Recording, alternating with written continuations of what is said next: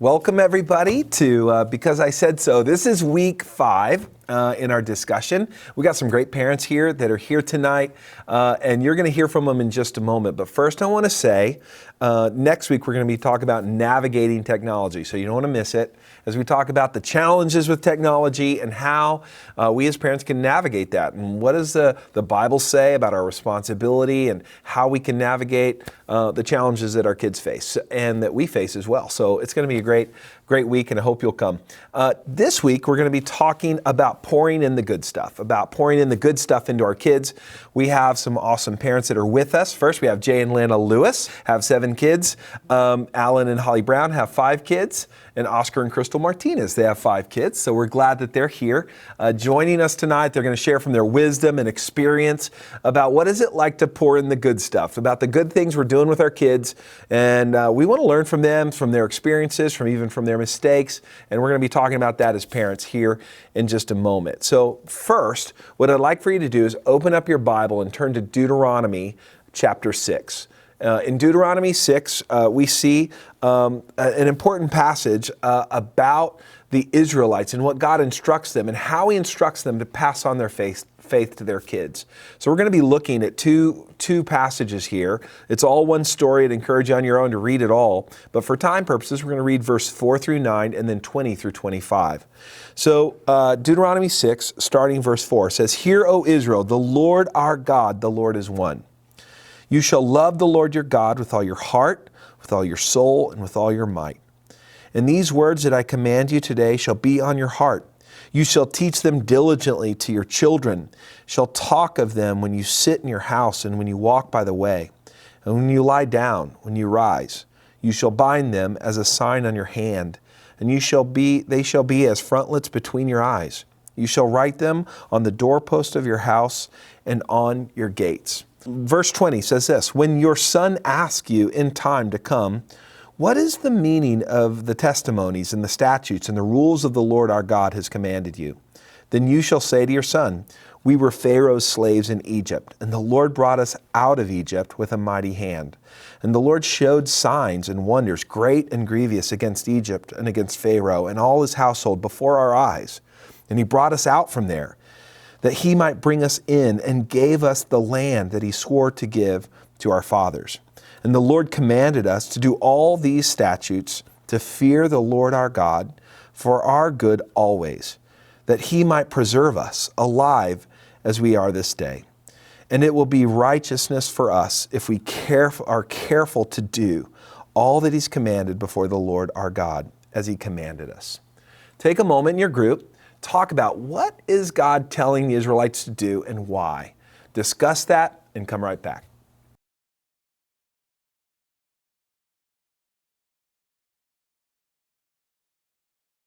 You know, many parents feel defeated. Lots of them feel like, gosh, they're not winning, or they could always be doing more. They're not doing enough. And some of them have great examples, right? Some of us had great examples with parenting, had mom and dad that were just amazing. So we kind of pull from them and go, here's the things I'm going to do that were great. Or we react to it. Here's the things that weren't great. I'm going to do something totally opposite, right? Then there's those that didn't have much of a roadmap. They didn't have a good example.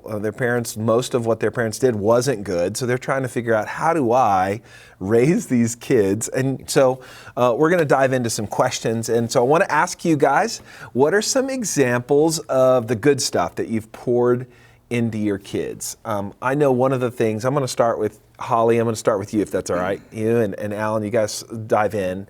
We were having dinner the other night, and you said something that really struck me. You said that with your kids, and most of your kids are out of the house, right? You have one left at the house. Most of them are in college. You said that you have an idea about kids and what you wanted to pour into them, how you wanted to develop, what you wanted to show them before they left the house. Could you expound on that? What is some of the good stuff? Alan and I, we kind of had this just simple motto with our kids, was that if we could just kind of teach them to love the good, that it would just kind of eliminate a lot of problems. That if their heart really did love the good, a lot of stuff that kids can get distracted with just kind of falls away. And we did a lot of emphasizing when we saw the good in the kid and making sure that that was something that we said, when you did that, that's exactly what we're talking about.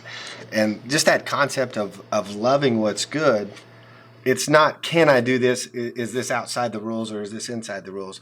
When you love the good, the rules are secondary to all of it, because it's about what's in your heart. Right. And you're trying to gauge in your kids, am I seeing a love for the good, or am I seeing somebody who's just trying to follow the technicality of the rules? You know, I love that, because I think of a Donald Miller book. I don't even remember which book it was that Donald Miller wrote, but he was interviewing a friend of his, and his friend decided that he was going to take his daughter on a mission trip and on an adventure, right? And the reason behind it was because she was getting into some trouble, and he realized that the trouble was more fun than the life that he was showing her. So he's like, we got to show her that life following God can be fun, and it can not just be fun, it's not just more fun, but there is an adventure to it, and there's something more than just watching TV and stuff. Like, you can do some amazing things and do some good things. Pastor Russ Austin, who's the founding pastor of Mid-Cities, always calls it the theology of fun. He has a theology of fun, the idea of, man, you gotta have fun and enjoy God and enjoy one another and enjoy your family. So that's kind of what I hear in the idea of the good thing is, let's enjoy it, let's pursue it, right? Much more than a list of rules. Yeah. Because, anyone can follow a list of rules, and if their heart isn't there, that doesn't matter. That's great. Oscar and Crystal, one of the things I admire about you guys is you guys have served faithfully at Mid-Cities for a long time. You don't just serve individually, you guys really serve as a family, and it seems like that's something intentional that is, I would imagine, carries on with your kids. What does that look like for you guys, and how has that helped, and what are some of the good stuff you guys have poured in? It really started when we were actually dating at the time, and it was one of your sermons. You encouraged everybody to start serving, and she was kind of nudging me to serve, and I was like, it's probably your thing, like you do that. And she eventually convinced me, and just it was a God thing. She said we need to serve wherever they need us the most, and we ended up in the elementary ministry, and I've been there ever since for the last 7-8 years. And it's changed my life, the relationships that I've built with people. I know all these kids, I know the Lewis kids, obviously the Stevens kids. And that's how I get to know people also, is through their kids. And it's just been really great. It's helped me build relationships throughout the church. And since it's helped me grow so much, I wanted my kids to be a part of that. So our oldest, we got her serving as soon as she could. And the next, he was asking to serve as soon as he could, and now we, our second to youngest, our youngest is 5, our second to youngest, she's been asking for the last 6 months, can I help with the babies? Can I help with the babies? Can I help with the babies? And we're like, wait, you got to get in the middle school first. And now that she's able to, it was something that she looked forward to. Mm-hmm. And, we hope to encourage that with our youngest, our 5-year-old also, that this is something we do as a church, as the body. Jesus didn't come to be served, but to serve. And we want to model that in our church family, but also in our community and just in our family as well. That's cool. So. What impact do you think that's had on the kids, Crystal? Like, as you guys, they've seen y'all serve faithfully, and what impact do you think that's had on? Sure. I really love the heart that they have for the people in our community. They come home from church and they tell me these stories about, I had this ministry moment with so and so, and it's really like that really hits me in the heart, because I want to hear those stories. I want to know that my kids are making a difference and being impactful just by leading a small group in Elevate, or loving on a baby back in the Zippity Zoo area, and so that I really love hearing that and seeing that.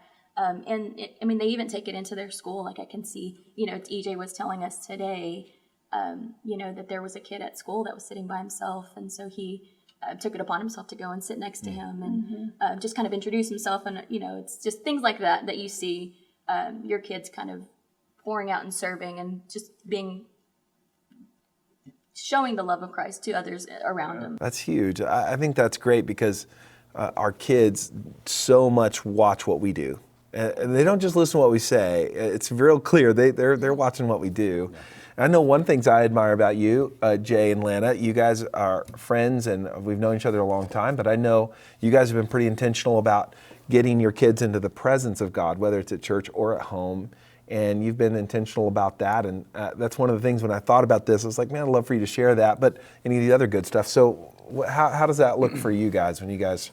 We have experimented a lot with family devotionals on Saturdays, and I've done a bunch of different things, some weird things, some things that have worked, some things that have been total disasters. We've ended devotionals yelling. Like, none of you care about God. You're laying on the couch. I mean, that's happened a couple of times. Yeah. But then there's really dreamy times where it's like, oh my goodness, these are all like little apostles. Yeah.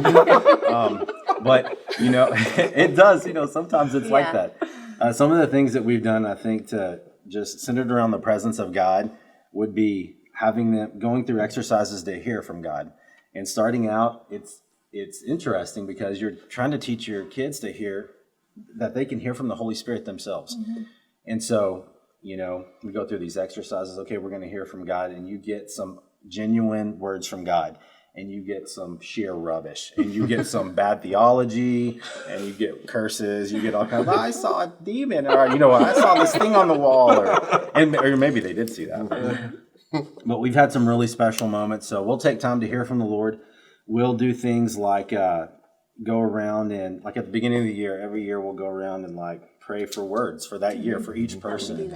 We'll do that.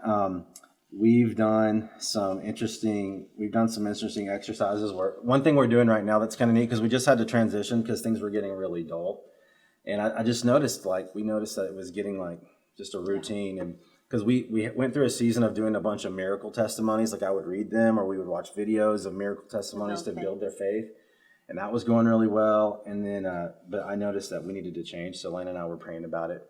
And so we shifted into this role playing, like getting them ready for some real situations. So we wrote out on note cards like situations like a friend comes up to you at school and they say, hey, Lomi, I'm having fear every day. I can't sleep at night. I'm having nightmares.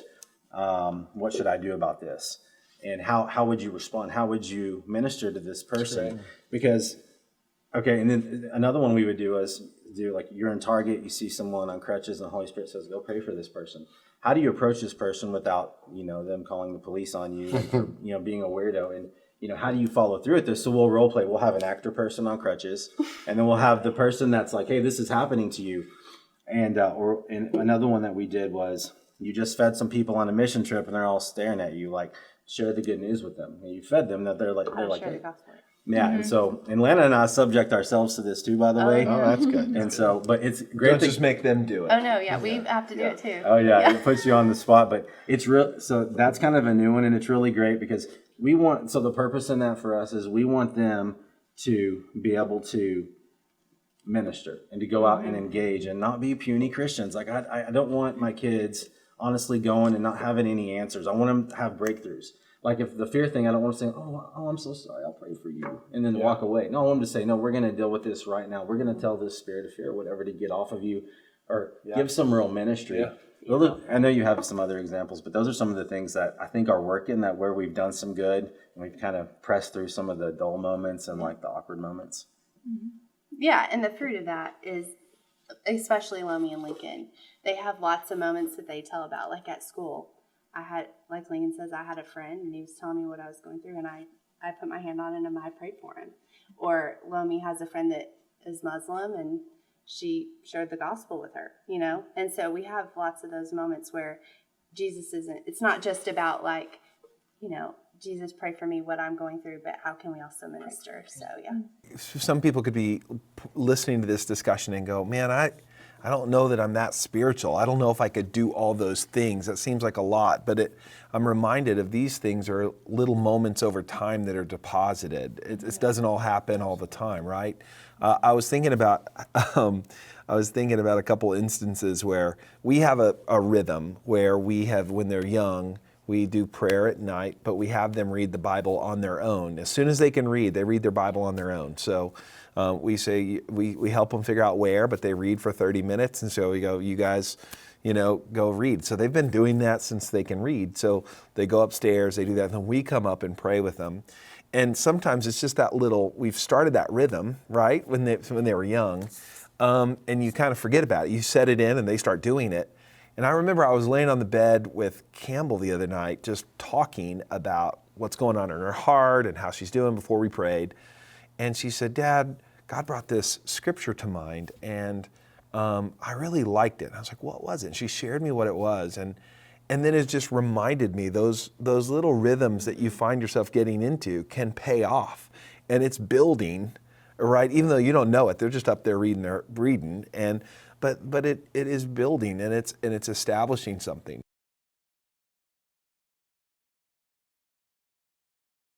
Let me ask this: what anything else? As we've talked about the good stuff, you guys have had some great things. Is there anything else that comes to mind? Is you like, man, one of the things that we've poured into our kids, it's been really intentional. That you think, man, I just got to share this. It matters what is poured in your kids, what they watch, what they listen to.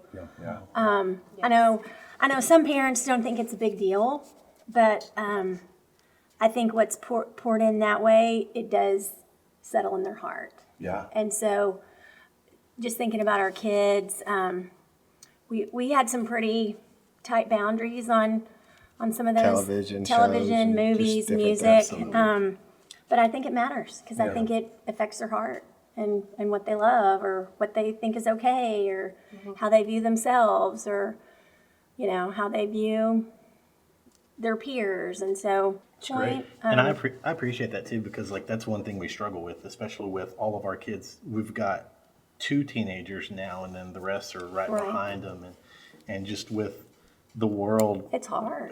Just social media, technology is just all over, and I appreciate you saying that y'all had pretty tight rules because It's hard. most people don't. Right. They don't. And so with our tight rules, we're the weird family, That's the okay. weird parents, and I the would tell my strict kids parents. all the time, let me be the weird mom. Absolutely. I don't care if your friends like me. I mean, I just, I really don't. I literally Yeah. said that. Yeah. I said, I don't care if they like me or not. Right, That's, exactly. That's not my problem. Right. I care about you. yeah, and I it care does about you.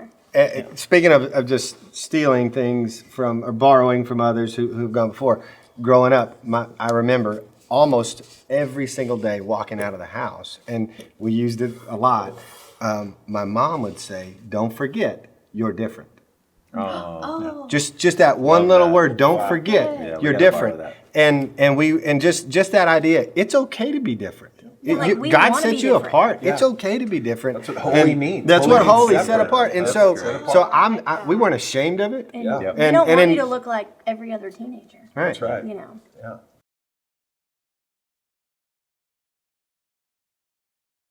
Alan, you were telling me how you described your parenting philosophy that all your kids would know what it is. If you ask my kids, my grown kids at least right now, what's mom and dad's parenting philosophy, they would go, the funnel. And it was just a picture, and it kind of was our overall visual for Holly and I to keep each other in check as we were going through. And the concept, and we stole it from somebody else. I don't even remember where we got it, but we stole it from somebody. That as our kids were young, the boundaries that we kept on them were very, very tight. I didn't give you the whole refrigerator to decide what you wanted to drink. You're either going to have milk or water, right? Just 2 choices, not 20. Because as a little kid, the choices are almost overwhelming. And so what we did, this concept is as your kids get older and demonstrate more and more responsibility, that funnel gets wider. And the scope of decisions and the scope of freedoms that they have gets broader as you get older. So that when they turn 18 and they're going off to college, I think our only rule when our twins just recently left and went off to college, our last rule with them is be home by midnight.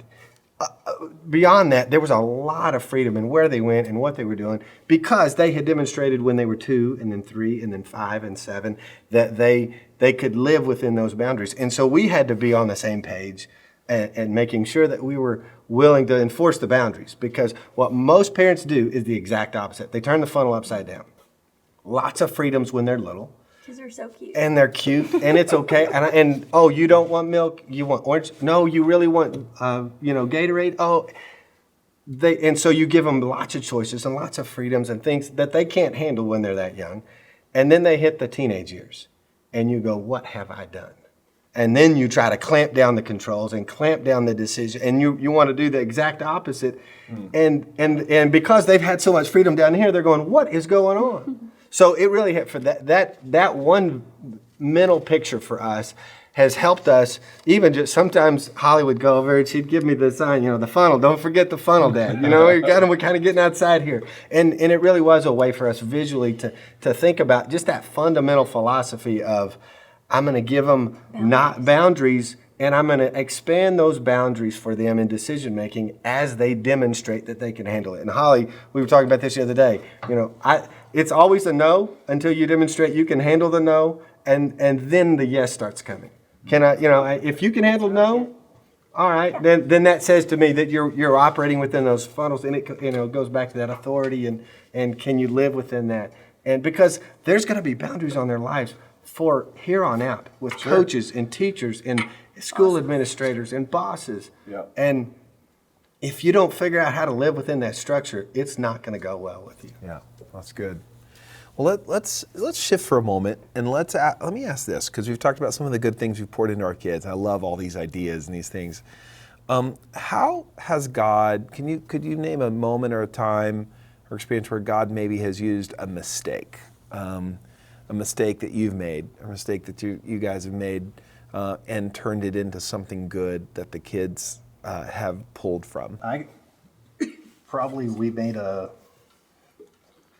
some huge mistakes in our lives because we're both from previous marriages. Yeah. So our previous marriages ended in divorce, and we both weren't actively seeking the Lord. We both believed in God and Jesus, but we didn't have an actual relationship. And when we got together, that was a point of emphasis. She got a house in Andrews, and I didn't move in until we were married. And we started obviously late, but once we started with our relationship and started focusing on God, we put God first, and we modeled that for our kids. Mm-hmm. And so now we're trying to model a godly marriage. And I've said before, without God in our lives, I don't know where we'd be right now. I don't know that we'd be married still. And we always put God at the center. And one thing we emphasize with our kids is a healthy marriage, because, I've said it before, I love her more than I love my kids. And that's because I just love my kids. I just do. I don't have to do anything to love them. I just love them. But I have to work to love her. She's not, my kids are my flesh and blood. I chose to marry her, so I have to choose to love her every single day. And so that's one of the things that we try to model for our kids, is having a healthy marriage, a healthy godly marriage that seeks the Lord and works together and tries to parent in that way also. That's great. We want for divorce to end here. We want the rest of our generational families to not have to go through divorce. And divorce is such an ugly thing. And yeah, my parents were on the brink of divorce right before my dad died. My stepdad was divorced. Her parents are divorced. It's just rampant in our families, and that's what we tell our kids all the time. It ends here. It ends here. We're standing in faith that it ends here. I think this is really helpful. I want to pause here for a moment, because I think there's people that are engaged that go, they're from a blended family, they're remarried, they've made some mistakes in the past, and maybe they felt like those mistakes has defined them, or even they've lost credibility with their kids, so they feel like, I can't really lead my kids anymore. I can't discipline them because I've made these mistakes. How have you guys dealt with that, or how have you overcome those things to say, hey, we have made mistakes, and we acknowledge that, but we also got to be the parents. How do you handle that? That was one of the things I struggled with the most. Strengthening my faith and building in my relationship with Christ was my past. The mistakes that I had made in my past. A divorce, all that mess. Leaving my kids And I mean, I didn't completely leave them, but just leaving the household and going off on my own, it was something that I struggled with. Like, how can God love me if I couldn't be there for my family, be the man that He wanted me to be? And it was something I struggled with. I had a moment with God where He opened up my eyes and said, it's okay. Like, you're not defined by your past. That's right. You're not defined by your past. You are not Oscar, the divorced That's right. dad. You're nothing about your past. You're not Oscar the sinner. You're not Oscar the drinker. You're not Oscar anything else. You're Oscar, the Son of God. That's right. And you're the son of the one true King, and that's what matters. And it took me a while to reconcile with that. And once I've done that, I've shared this openly with my kids that I made mistakes, and I'm well aware of them, and so is God. But man, His forgiveness took care of all of that nonsense that I put on myself. I'm the only one putting that on myself because He took care of that on the cross. And so if He can do that for me, imagine what He can do for you because of one lie you told, one little mistake you made. God's grace is more than enough.